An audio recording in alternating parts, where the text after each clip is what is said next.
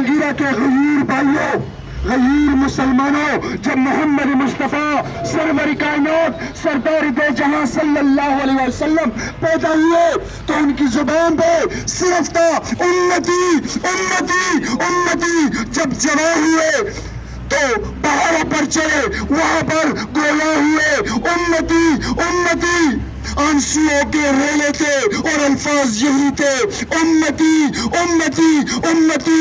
عرش پہ گئے تو امت کی فریاد لے کر گئے، زمین پر پہلے تو امت کی فریاد بن کر سامنے آئے میرے عزیز بھائیوں۔ لیکن آج ہمیں کیا ہوا؟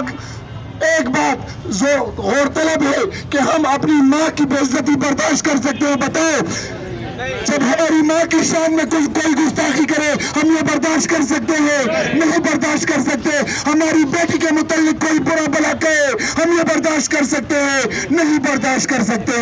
تو وہ حدیث ہم کیسے بھول جائیں؟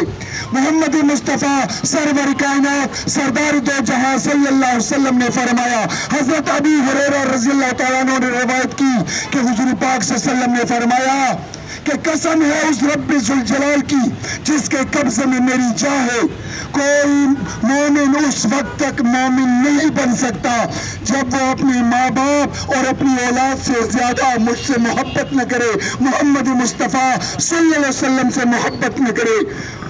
پچھلے دنوں اس خنزیر کی بچی نے، اس کتیا کی بچی نے، اس فاحشہ نے، حرام زادی نے، پرشرما نے، جو بھارت کی جنتا پارٹی کی ترجمان تھی، اس نے حضور پاک صلی اللہ علیہ وسلم کی شان میں گستاخی کی۔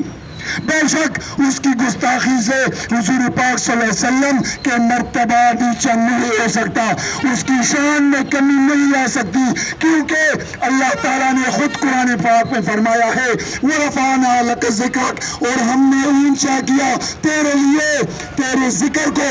تو اس کے ذکر جب تک رہتی دنیا رہے گی، جب تک قیامت نہیں آئے گی، جب تک اذان ہوگا، جب تک اللہ کا نام لینا ہوگا، تو اس کے ساتھ محمد رسول اللہ صلی اللہ علیہ وسلم کا نام بھی ہوگا۔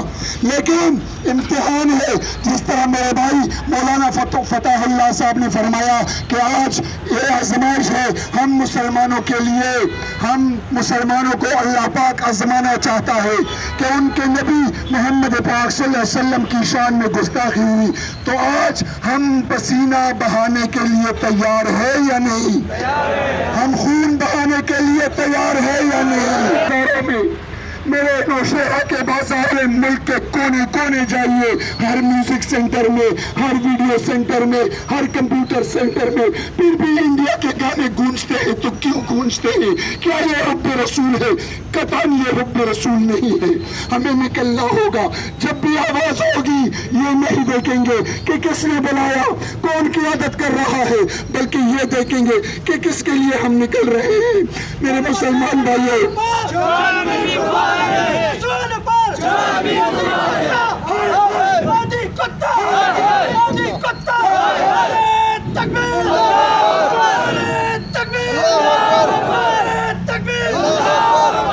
میرے مسلمان بھائیوں، وقت مختصر ہے لیکن یہ بات کرنا چاہتا ہوں، مجھے امید ہی نہیں بلکہ یقین واثق ہے کہ انشاءاللہ یہ مجمع جو کھڑا ہے، اس مجمع کے ارد گرد فرشتوں نے اپنا جال پھیلایا ہوا ہے۔ ان سب مجمع کو، ان سب شرکاء کو فرشتوں نے اپنی لپیٹ میں لیا ہوا ہے۔ انشاءاللہ ہمارا ذکر عرش پہ ہوگا، انشاءاللہ ہمارا ذکر آسمانوں پہ ہوگا، کیونکہ ہم نکلے ہیں تو محمد مصطفیٰ صلی اللہ علیہ وسلم کی حرمت کے لیے نکلے ہیں۔ اور میں اس پلیٹ فارم سے، اس جہانگیرہ چوک سے اپنی حکومت کو بھی کہنا چاہتا ہوں، آپ کی وسادت سے ایک قرارداد کے ذریعے میرے بھائیوں ہاتھ کھڑے کر لے، ہاتھ کھڑے کر لے کہ انڈیا کا جو مردود سفیر ہے اسے فی الفور ملک بدر کیا جائے، فی الفور ملک بدر کیا جائے۔ اور پوری دنیا کے مسلمانوں سے بھی درخواست کرتا ہوں کہ انڈیا کے جتنے پروڈکٹس ہیں ان کو اپنی دکانوں سے باہر نکال دے۔